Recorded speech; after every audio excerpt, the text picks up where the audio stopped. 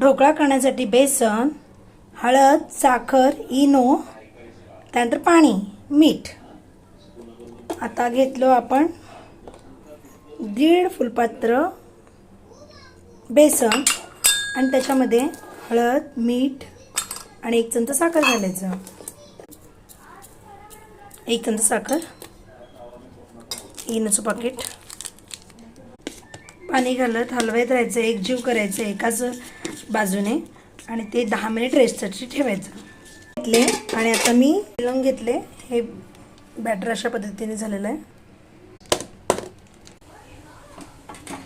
25 मिनिटात झालेलं आहे. आता आपण फोडणीची तयारी करूया. हा बघा स्पंजी झालेला आहे.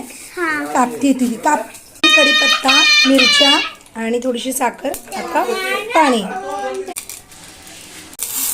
त्याच्यावर सगळं घालायचं फोडणी.